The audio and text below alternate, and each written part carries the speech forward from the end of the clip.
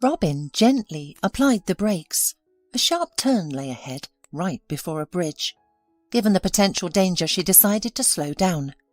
Robin wasn't an experienced driver and preferred not to risk unnecessary dangers. Moreover, she was getting married in a month. It was her fiancé who had gifted her this car, not a brand new one, but a used one in good condition. "Of course I don't mind an old car, and I'm deeply grateful for it," she said when he showed it to her. "But why? If money is a problem, I can manage without a car for now." "It's not about the money," Josh replied softly. "I don't see the point in buying a new car when a slightly used one, still in good condition, can be bought for much less. Plus, you just got your license. If anything happens, you won't feel as bad about damaging this car as you would a new one." "Are you implying I didn't study hard enough?" Robin feigned insult. "No, not at all," Josh laughed. "I remember what it was like to be a beginner myself. Once you're a bit more comfortable, we can consider a newer car." "Yes, I suppose you're right," Robin agreed. Yes, Josh's arguments were rational, and his frugal lifestyle, rooted in a philosophy of prudent economy, was one of the reasons she had chosen him over other suitors. While Josh assured her there was no financial issues, she knew the truth was more nuanced. He had money, but it wasn't prudent to spend it on lavish purchases, especially now. For years, Josh had been developing his own business, which demanded substantial investment, including financial. Of course, in some ways it was easier for him than others. He got the money to open his business from his parents, who were successful businessmen. In addition, they were able to give him some valuable advice. But that was the end of their participation in the business of their favourite son. From childhood, he was taught to be independent. Robin came from a modest but not impoverished family. Her parents were middle managers who earned a decent income and had no ambitions for starting their own business. Robin followed their path, working at several firms and making some career progress before meeting Josh. During their relationship, Josh offered her a position in his company, not just any position, but as his partner. "Absolutely not," she declined firmly. "I lack the experience for such an important role." "I don't have a lot either," Josh countered. "I'm learning as I go." "But you have some knowledge from your parents and experience in running your own business. I'm just not ready for that." "Okay, how about this? You join me at the same level you're at now, and we'll enhance your skills and knowledge until you're ready to be a full partner. If something happens to me, who better to run the business than my wife?" "Oh, don't say that. Nothing bad is going to happen to you," Robin, who was somewhat superstitious, retorted. And now Robin was heading home from work. Her fiancé, as usual, remained at the office with more work on his plate. This was the primary reason why Robin had obtained her driver's license and needed a car. Without it, commuting from the city office to their country cottage wasn't very convenient. Suddenly, Robin sensed something amiss. She needed to make a right turn, but despite her best efforts, the car continued moving straight. The bridge's railing, which seemed too weak, was already in sight. It was evident that the railing wouldn't hold up against the weight of the car, even at a slow speed. Overwhelmed with panic, Robin couldn't comprehend what was happening. In desperation, she pressed the brake pedal to the floor. But it was too late. The car had rammed into the railing and plunged into the river, sinking slowly as if in slow motion.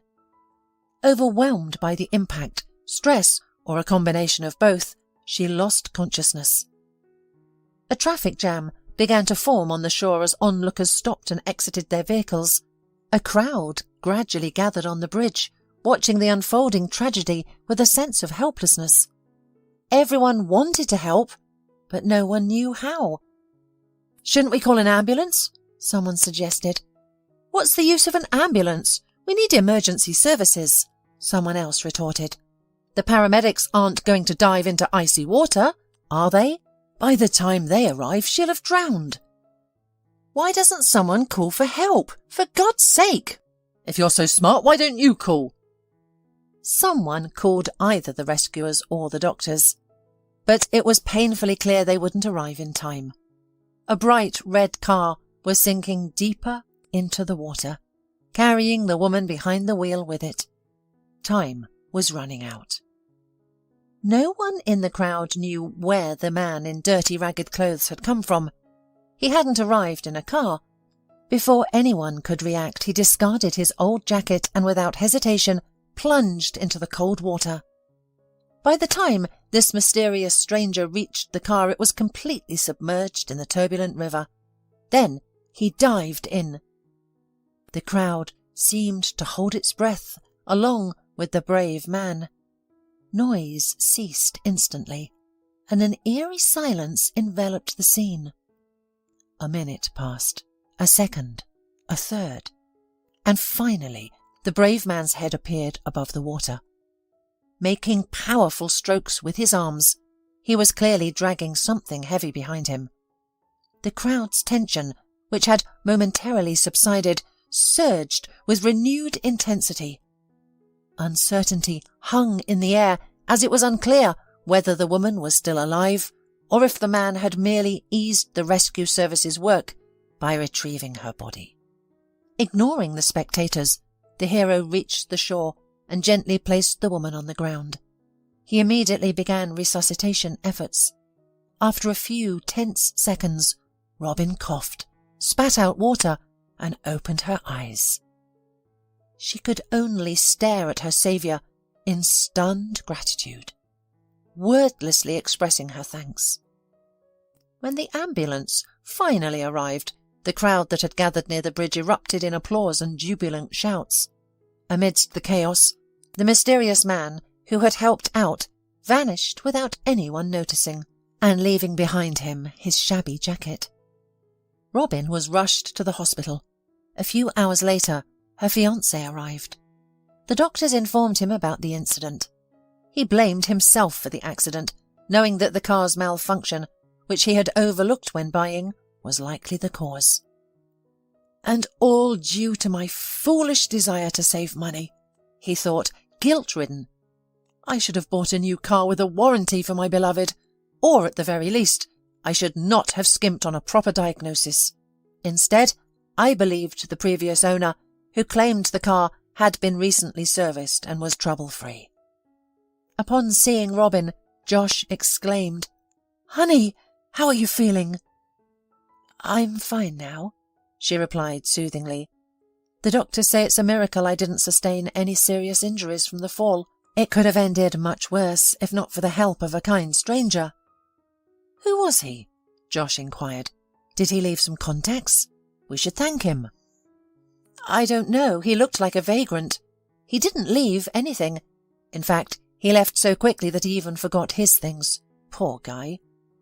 "Then all the more reason to find him," said Josh confidently. "If he's a vagrant, he must need help himself."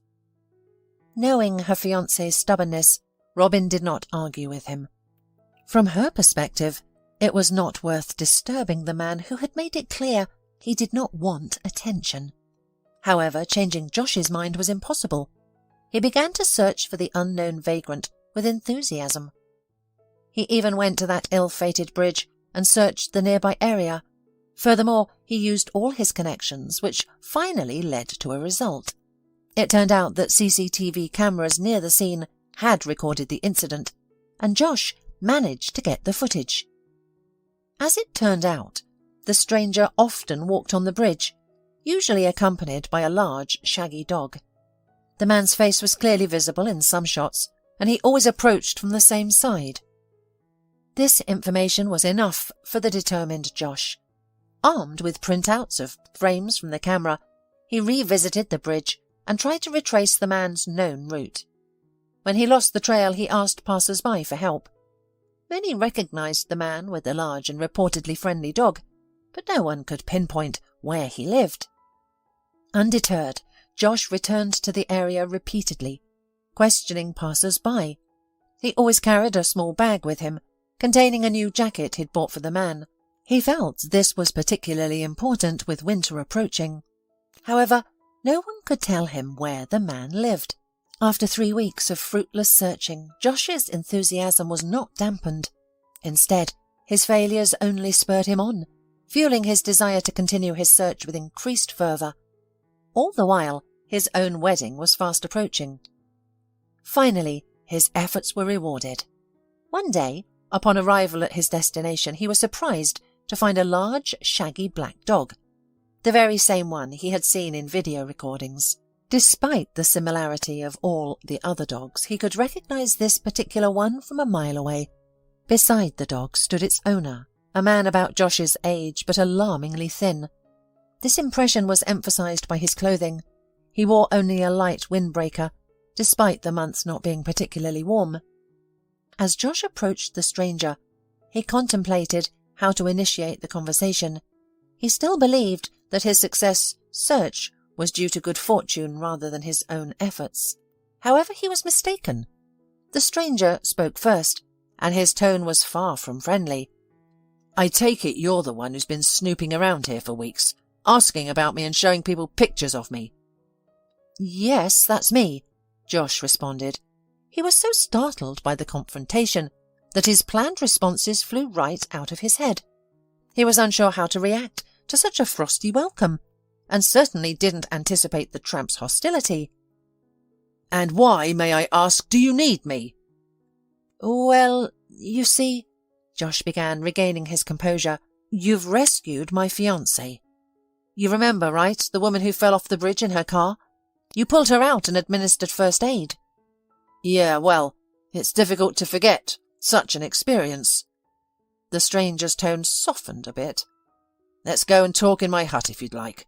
The atmosphere might not seem too cosy, but that's the way it is."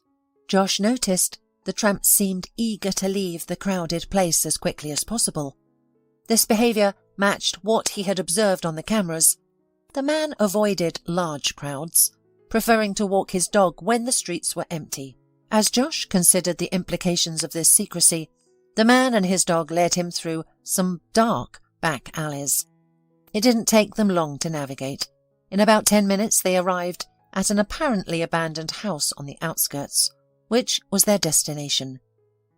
"Are you hiding from someone?" Josh couldn't contain his curiosity. "What makes you say that?" his companion replied sharply. "No, I'm just—" Josh hesitated, then quickly changed the subject. "What's your name, anyway?" "Barney." "My name is Josh. Nice to meet you. I didn't mean to offend you by bringing you here, but you left your jacket on the bridge. It seemed to me that you may not be able to afford to lose it," he said, handing Barney a package with his jacket. Barney accepted the jacket calmly, saying simply, "Thank you." The two men sat in silence for a moment. Josh surveyed the desolate house, as vacant and neglected on the inside as it appeared from the outside. The only sign of life was a pile of rags in the corner, a makeshift bed for a dog. "You shouldn't live like this," Josh murmured. "I understand that things must be difficult for you. Maybe I can help you." Barney shook his head. The conversation had reached a dead end. Barney was clearly not open to speak, and Josh was at a loss for how to proceed. The awkward silence was broken only by the sound of the dog chewing something in the corner, oblivious to the human tension. "At least come to our wedding, okay?" Josh tried again. "It's in a few days. Don't worry about attire or transportation. I'll take care of everything. Please come. I think Robin would be pleased." "Yeah? But who will I leave the dog with?" Barney muttered. "Well, if it's a real issue, there are solutions. Pet hotels exist, or I've heard that individuals can temporarily care for pets.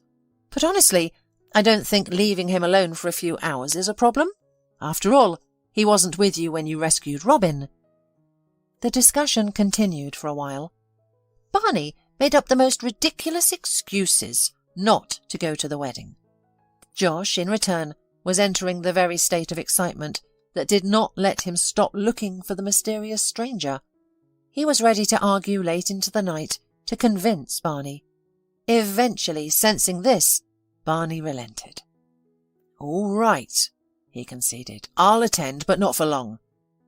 Josh worried that Barney said this purely to pacify him. He feared that on the big day Barney would simply not appear at the restaurant, return all his gifts, apologise, and claim something absurd like his dog being ill. Josh was so uncertain about Barney's attendance that he didn't even inform Robin. He reasoned that if Barney did show up, it would be a pleasant surprise. If not, the bride wouldn't be disappointed on her wedding day because she hadn't been given false hope. However, despite the circumstances, Barney arrived, but he stayed away from the general festivities, talked to no one, and answered all questions briefly. But he did show up.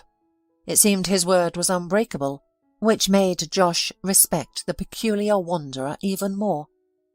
And everything seemed to be going well, except that he noticed that the bride, who had been cheerful and satisfied with her life since the morning, had fallen into some kind of gloom, or into some kind of thoughtfulness. No, of course she was smiling, chatting amiably with the guests and all that, but Josh knew his beloved too well to realise something was going wrong. "Honey, are you all right?" he quietly asked when he got the chance. "Why did you bring Barney here?" she responded directly. Caught off guard, Josh stammered. He probably expected any response but this one. "I thought you'd be happy to see him," he replied, dumbfounded. "Of course I'm glad, but that's the issue. He's not pleased to be here at all. I can't figure out why. Actually, I might have an idea. He's just a wanderer with no home, surrounded by wealth and success. How do you think it makes him feel? He's been pulled from his familiar world, plunged into all this luxury, to entertain the fiancé of a rich businessman, and then he'll be shoved back into his miserable life." "I don't think that's the situation," Josh responded seriously. "I offered him various kinds of help, but he declined. He refused to work for me or accept money. It's as if he prefers his miserable life. But you're correct about one thing. He clearly didn't want to come here. Perhaps I shouldn't have persuaded him so much. I don't understand why I was so determined." "But I know why," Robin laughed, but she failed to continue her thought, if indeed she was going to do so. The toastmaster, who had been providing some background entertainment without really capturing the guests' attention, finally started some silly contests and other activities, demanding the audience's compulsory participation. "And you, young man, what are you doing standing idle?" he suddenly asked, clearly addressing Barney. Barney had thought his duty was done. He had kept his promise and planned to leave quietly, without drawing attention, but now all eyes were on him. The toastmaster continued, "It's come to my attention that this wedding wouldn't have happened without this young man. Just imagine, if the bride had drowned, we'd all be here, but not celebrating, but mourning." "Where did you find him?" Robin snapped at her new husband. "Are you trying to save money again?" "No, actually," Josh replied, taken aback. "Actually, my acquaintances recommended him to me. I guess there was something I didn't know about the specificity of their humour." "Well, young man," the toastmaster continued, "don't be shy. Come forward and congratulate our newlyweds." Barney slowly climbed onto the stage as if battling a physical barrier. He fumbled with the microphone, seemingly unfamiliar with it. He began with a few clichés, then surprisingly presented the newlyweds with a heartfelt song. The lyrics spoke of boundless love, and his beautiful sensual vocals were a pleasant surprise. He was met with thunderous applause upon finishing, which seemed to embarrass him. As if snapping back to reality, he quickly handed the microphone back to the toastmaster, exited the stage, and soon left the celebration. Intrigued by Barney's strange behaviour, Josh nevertheless respected his privacy and didn't make any attempts to contact the strange man. And to his great joy, his patience paid off in an unexpected way. Within a week, the answers to his questions found him, albeit not in the way he had anticipated. Josh had just finished his work for the day and was about to leave when his cell phone rang. To his surprise, the caller was an old acquaintance, an investigator on high-profile cases with whom he hadn't spoken in years. Negative thoughts began to emerge.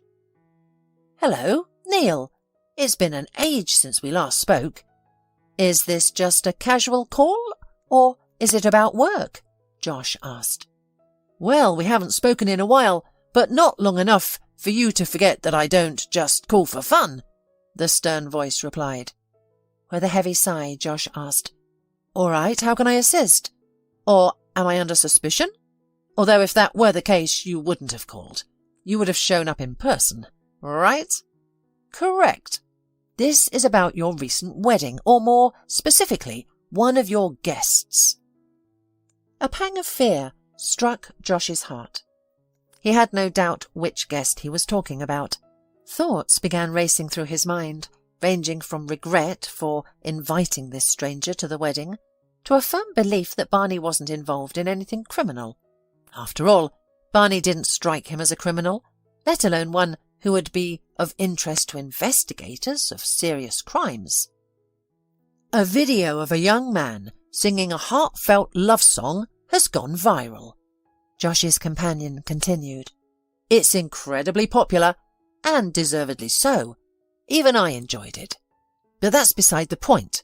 We're interested in the singer." "What is your interest in the singer?" "I shouldn't disclose that. But taking into account our old friendship, I'll reveal some details. This man is a suspect in an old, serious case. It might not be him, but I'm confident in my intuition.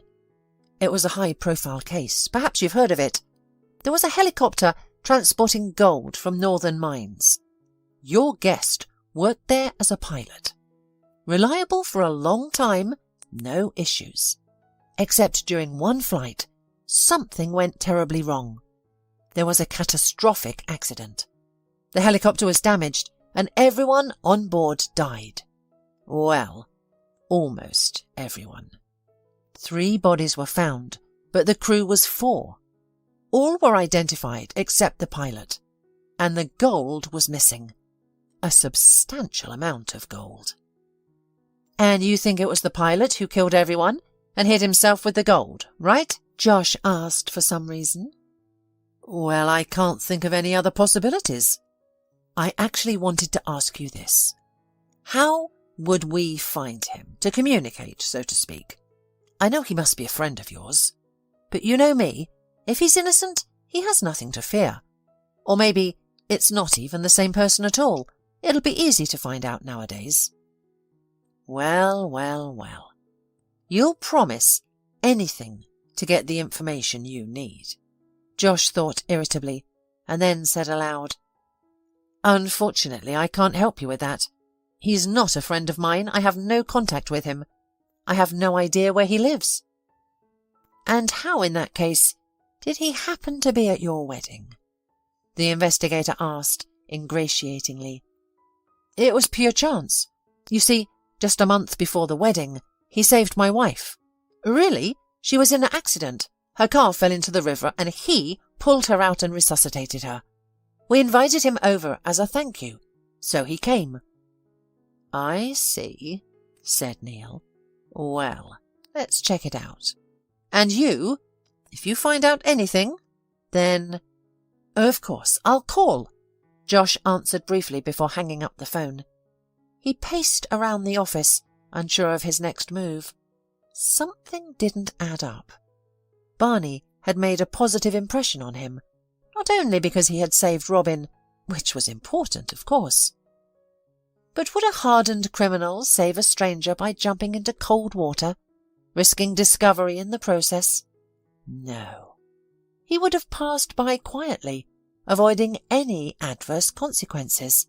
Besides, why would Barney live as a vagabond if he had stolen a large amount of valuable gold? With that much wealth, he could start a completely new life, make documents, travel abroad, and live in luxury without denying himself anything. Yet he lives in a dilapidated, abandoned house with a dog. Speaking of the dog, they say dogs resemble their owners. Despite its ferocity, this dog was a calm and harmless creature, There were also arguments supporting the alternate option, specifically Barney's peculiar behaviour. He seemed to be evading someone or something. Could it be the police? Moreover, who's to say the police are always correct, never pursuing the innocent? Ultimately, Josh concluded that the best course of action was to confront Barney and inquire directly.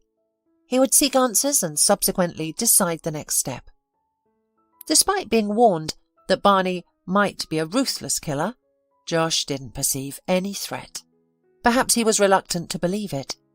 However, upon nearing the house, Josh realized that he was too late. A large black dog, evidently distraught, was in front of the rundown building. Barney was nowhere in sight. It seemed the police had beaten him to it. They certainly had more resources for the search than he initially did when looking for the peculiar stranger. Josh approached the dog and spoke affectionate words that held no meaning. The dog peered at him from under its brow, growled menacingly, but after a sniff, clearly recognized him. With melancholic eyes, the dog walked up to Josh and sat at his feet, accepting a pat on the scruff of its neck. "Don't worry," Josh reassured. "We'll rescue your master." Then the man opened the car door, gesturing invitingly. The dog looked at him with disbelief, but eventually hopped into the cabin.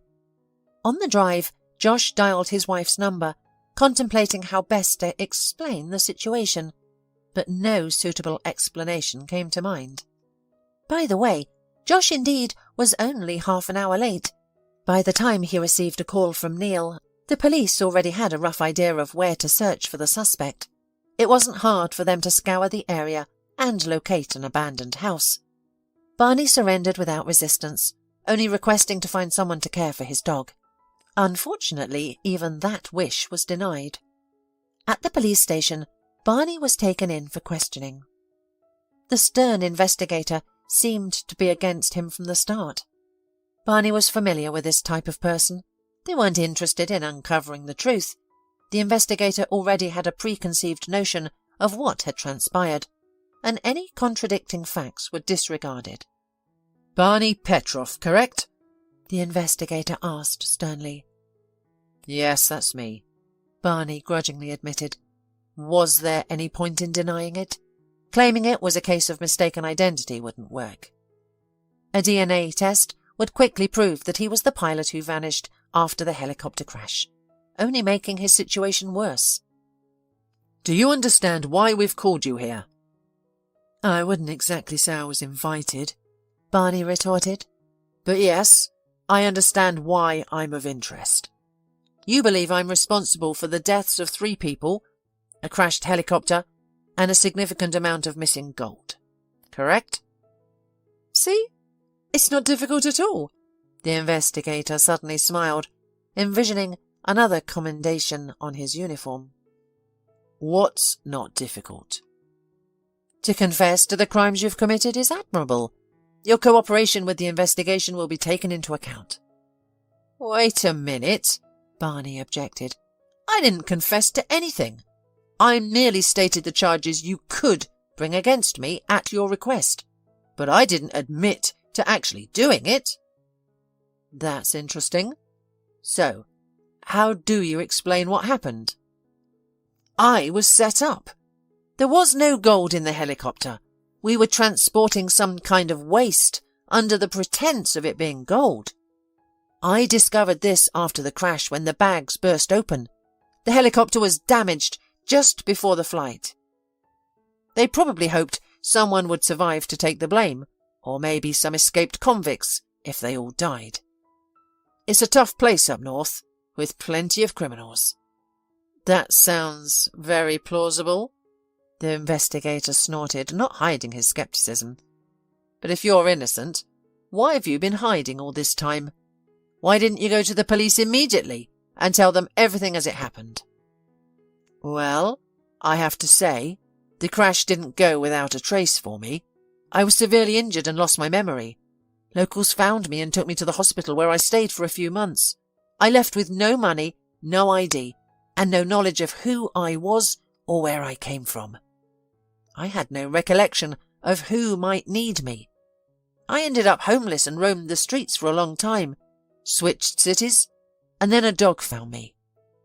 Interestingly, that's when my memory started to return. I'm not sure what the connection is. Perhaps there's none, but 2 years later I finally regained my memory. But who would I turn to? Who would believe me? Even now you don't believe me. I didn't want to end up in jail, and I had grown accustomed to the nomadic lifestyle. I would have carried on living peacefully, not bothering anyone, if it weren't for that damn wedding. Unsurprisingly, the investigator did not believe Barney, and the man was sent to a detention centre to await trial, the result of which seemed inevitable. Barney seemed resigned to his fate and was more concerned about his dog. Neil had just finished an interrogation and was about to call Josh, but Josh beat him to it. As soon as Neil turned on his phone, which he always kept off during work, it was inundated with messages about numerous attempts to reach him, followed by another call. "Hello again," the investigator responded. "Are you concerned about your friend, whose whereabouts you claim not to know?" That was intentionally misleading the investigation. What were you thinking? I saw on the camera how you were searching for him, and how you had finally met up with him. "Listen, Neil, I don't believe that Barney could have killed anyone," Josh stated bluntly. "You don't need to believe it. The facts are all lined up, and there's no concrete evidence of his innocence. His explanation is absurd." "Do you have any proof of his guilt?" Josh asked. "Think about it, Neil. Would a murderer risk his life to save a stranger?" "People change," the investigator replied philosophically, "but that doesn't absolve them of responsibility for past crimes." "Well, then what about the gold? Neil, he must have had a lot of money, right? If he really did what you suspect him of, why is he living like a bum in some abandoned hovel?" "Who knows? Maybe he stole it, but didn't know what to do with it. He was just an ordinary working man, not familiar with jewellery. So he got overwhelmed by the money he was close to. It happens. And he got nothing but trouble out of it. And yet—" "Josh," interrupted Neil, "I'll give you some advice. Instead of trying to persuade me, you'd better talk to your friend. Convince him that cooperating with the investigation is his best option. Make him tell us the truth. Make him repent and show us where he hid the gold. He must have it somewhere. He'll get credit. He'll get the minimum sentence. And then he'll be out on parole for good behaviour. That's the best option I can offer you." "I'll think about it," Josh said dryly, and hung up the phone without saying goodbye. He was seething with rage. Now he was absolutely convinced of Barney's innocence. The poor man was simply in the wrong place at the wrong time. What evidence did they have against him? Didn't their country uphold the presumption of innocence? Ignoring Neil's advice, Josh hired the best lawyer he could find for Barney. The cost was substantial, but the man felt responsible for the unfortunate individual. After all, it was Josh's wedding where he was discovered. The lawyer was competent and well-versed in the case. During the trial, he convincingly argued that without evidence, witnesses, or surveillance footage from the scene, there was no reason to believe one version over the other. The prosecution's story also had many unresolvable issues. For instance, how could Barney have single-handedly stolen and hidden such a large amount of gold? And Barney's good reputation with his superiors, he was responsible, hard-working and reliable, also worked in his favour. Despite some difficulty, Barney was acquitted. He left the courtroom a free man with no legal issues. However, he still had no home, job or property, and he had no idea how to start his new life. "I need to find my dog first," he said aloud, more to himself than anyone else. "No need," Josh responded. "We have him. I picked him up right after they took you away. I thought it'd be trouble, but he's a good dog. He's obedient, doesn't jump, and doesn't make a mess in the house." "Of course," Barney smiled. "I didn't just pick him up. I raised him as best I could." And it worked out great. But think, where will you take him? Are you going to wander the streets again? Or go back to your shack? It could collapse on you. Don't do it. So, what else can I do? There is something. Come work for me. I can't pay much yet, but it's enough to live on. Plus I'll rent you an apartment as my employee. It's a good arrangement. We'll find a place that allows dogs. It's kind of embarrassing. You've already helped me so much. Barney hesitated. I've only got you out of the mess I put you in, Josh objected. And I still haven't thanked you for saving Robin. Believe me, her life means a lot to me. I don't really have any skills. Barney continued to hesitate. Except for flying a helicopter, and not very well at that. Skills diminish, machines improve. It's a constant need for retraining, and you probably don't need a pilot, do you? I don't need a pilot, but a driver could be useful.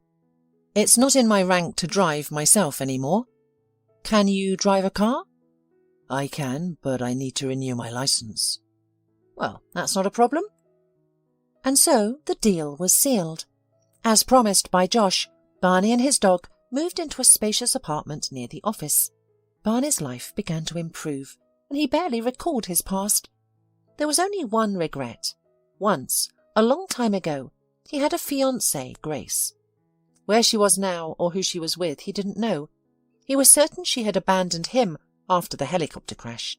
But he didn't blame her. She must have had her own life, and her feelings for him had faded. Barney's duty involved driving Josh around, primarily to various business negotiations. Usually he waited in the car, but occasionally he was offered to sit in the lobby of the offices or restaurants. The man typically declined, feeling out of place in posh interiors, expensive offices, or fancy restaurants. One day, Barney took Josh to the office to meet with prospective investors. He hadn't even had breakfast that morning, so he accepted the offer to wait for his boss in the office and have a cup of tea. The negotiations had been going on for over an hour when suddenly a woman came out of the meeting room.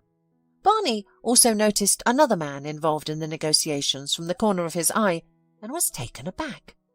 Despite the passing of time, he couldn't fail to recognize these people, especially the woman. He knew every feature of her face better than his own, as she was once his bride in his past life.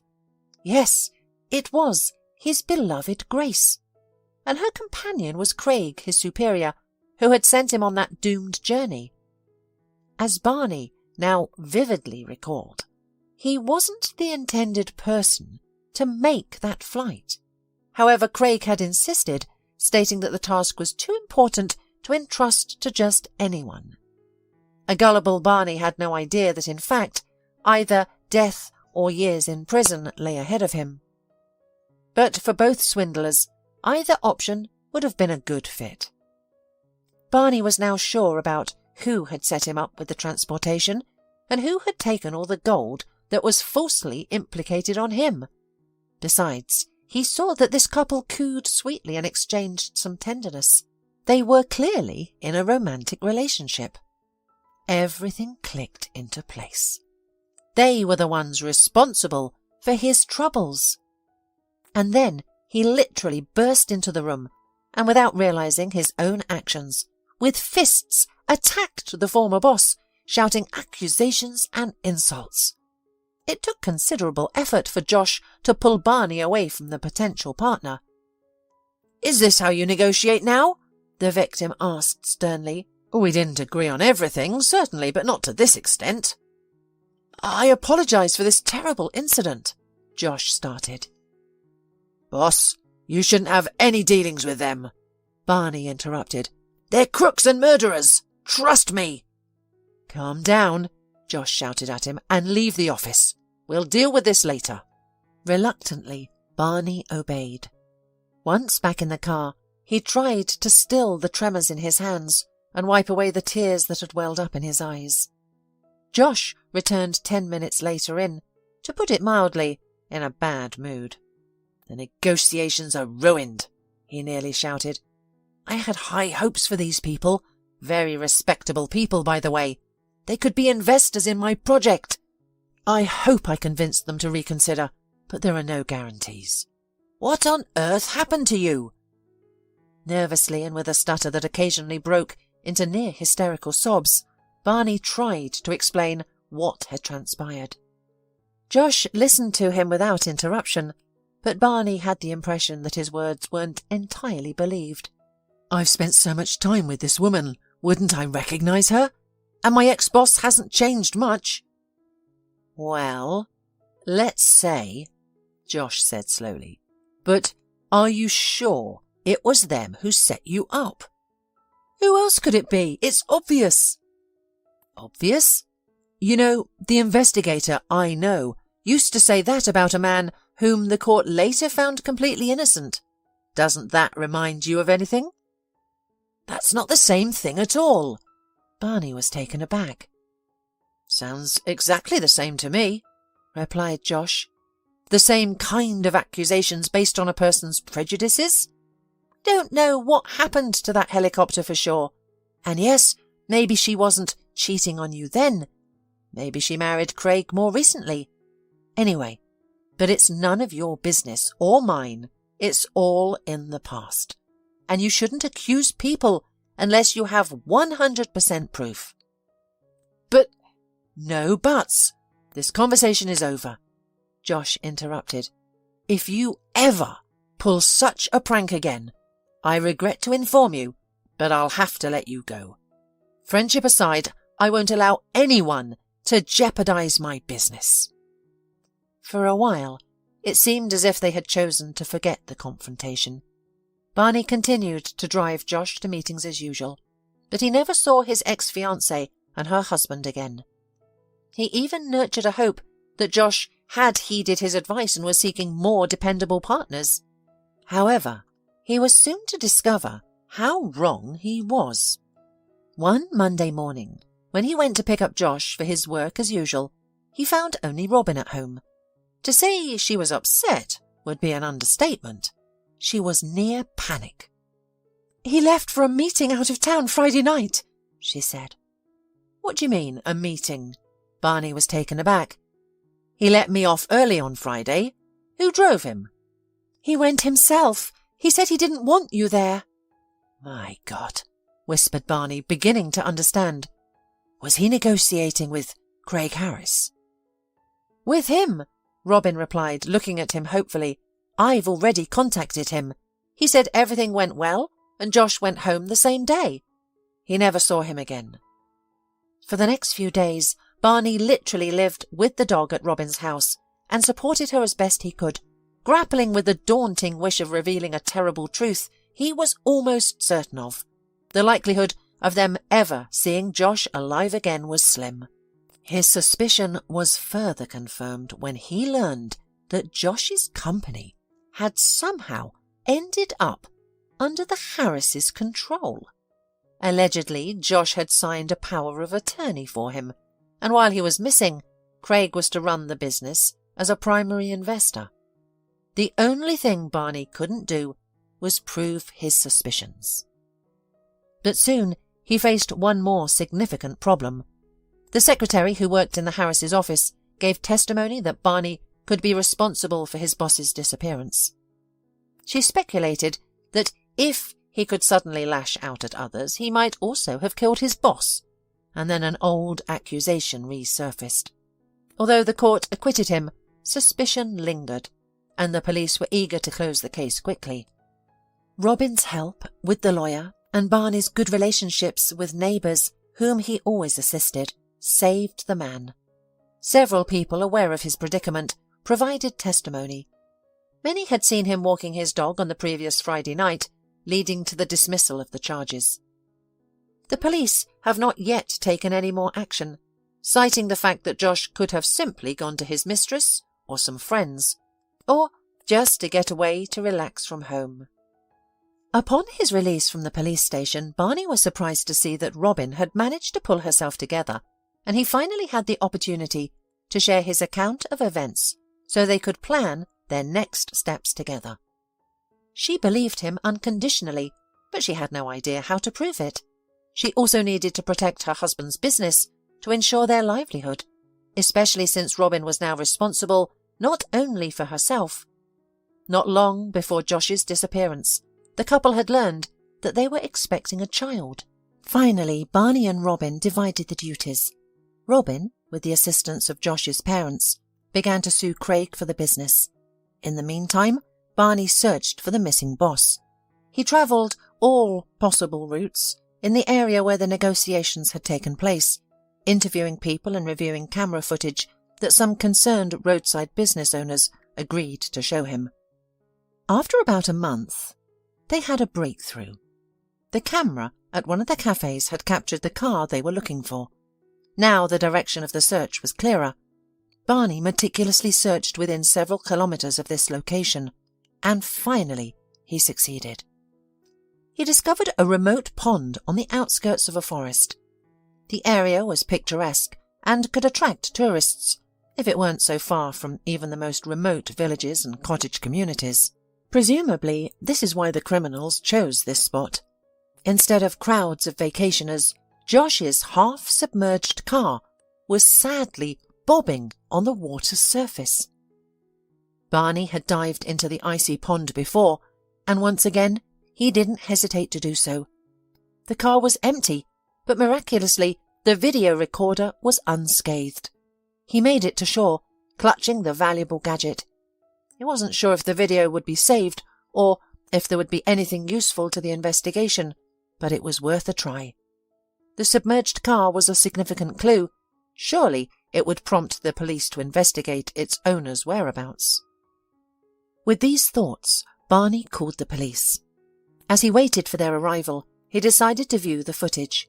It was a difficult task, but his feelings were bitter after watching it. He now had undeniable evidence of the Harrises' guilt. Barney's former boss was the last person to drive this car. Grace was sitting near, and the tied-up Josh was in the back seat. The horrifying recording was cut short just before the car, along with its helpless owner, was driven into the pond. On the one hand, Barney was satisfied that the criminals would finally be punished. But the price was too high, and Josh would never come back. With a heavy heart, Barney handed the recorder over to the police and went to see Robin. Once the authorities had all the evidence they needed, Craig and Grace were arrested, convicted, and sentenced to a long prison term. It wasn't just because of Josh's death. During that one-way trip, the criminal couple had told Josh in colour how they had planned the robbery and framed Barney. Time went on. Barney continued to support Robin and take care of her and then of her newborn son. However, over time their friendship, strengthened by shared adversity, blossomed into love. By the time Robin's son started school, they got married. The past troubles and sorrows hadn't vanished, but they had faded into distant memories. The family had its own traditions. For instance, every Sunday they visited the park with their son and their energetic, elderly dog. During one of these outings they noticed a beggar asking for alms. Before they knew it, two things happened at once. Firstly, their compassionate son approached the poor man to offer him his bun. Secondly, their dog, usually indifferent to strangers, approached the man wagging its tail and attempted to lick his face. That's when Barney managed to get a better look at him. "Josh!" he exclaimed in surprise, causing Robin to be taken aback. "Do you know me?" asked the beggar, hopefully petting the dog. "Forgive me for asking. I once woke up on the shore of a distant pond, with no memories of what happened before." Barney couldn't find the strength to respond. Tears welled in his eyes. He rushed towards his old friend, embracing him. "It's all right," he reassured. "We'll help you remember. It's wonderful that you're alive." Now it was Barney's turn to support Josh in every possible way. Gradually, in familiar surroundings, Josh's memory started to return. Then they all faced an unexpected problem. Josh, having just regained his identity, discovered that his wife was now with another man, who was raising his son. Naturally, this was a devastating blow. For some time, he misbehaved. He drank, visited Robin's and Barney's house and caused scenes. But the couple did not retaliate or condemn him. Instead, they continued to support him. Then a few months later, Josh unexpectedly showed up at their doorstep, completely sober and looking guilty. "Friends, I'm sorry," he said. "I've been away for almost 7 years. You had to live your own lives here, and I shouldn't have reacted so strongly." "It's okay," Barney replied. "You're back with us now. You've always been impulsive, so it's not surprising. We've been waiting for you to come to your senses. There's just one important question." "What's that?" Josh asked. "Business," Barney answered briefly. "We've made a lot of progress over the years, but at least a third of everything we have belongs to you." Josh dismissed the idea. "Forget about this idea. I don't want it. I'll find a quiet job somewhere. I've had enough of entrepreneurship for a lifetime. It's a risky business." In the end, they agreed that Barney would send Josh a certain amount every month to repay his part of the business. This arrangement satisfied everyone. Tired of the city's hustle and bustle, Josh decided to move to the countryside. He found a suitable village with a house for sale. However, when he arrived to inspect it, the house's condition seemed very depressing. A woman in a wheelchair watched him from the neighbouring house for a while before approaching to start a conversation. "Don't get too excited about this house," she warned. "It looks bad on the outside, but believe me, it's even worse on the inside. Without a trained eye, you wouldn't know how bad it is. That's why it's so cheap." "What a pity," Josh responded. "I liked your village. I wanted to settle here, but it seems there are no other houses for sale." "Well," she said, "the morning is wiser than the evening. It's late already. Where are you planning to go for a night? You may stay here, and in the morning we'll figure out how to resolve your problem." Josh agreed to stay at that woman's house for the night. Coincidentally, she was also named Robin. Previously, she had been a milkmaid, but an encounter with an unruly bull left her injured. From then on, she managed as best she could, relying on the kindness of her neighbours. Long story short, but Josh didn't just stay for a night. Initially, Josh assisted her with minor tasks, but ultimately decided to stay and began extensive repairs. He also found the right doctors and paid for Robin's costly surgery to repair her lower spine. This was followed by 6 months of rigorous rehabilitation, during which he was a constant support. Finally, she was able to take her first step. In the meantime, Josh purchased the neighbouring house and land, merging it with Robin's property. He equipped the farm, acquired livestock, and hired workers. Essentially, he was back in business, albeit a different one. A couple of years later, they had a boisterous village wedding. Naturally, they invited Barney, Robin, their children, and even the dog. And Josh's bride was dancing with him, outperforming many of the younger, healthier guests.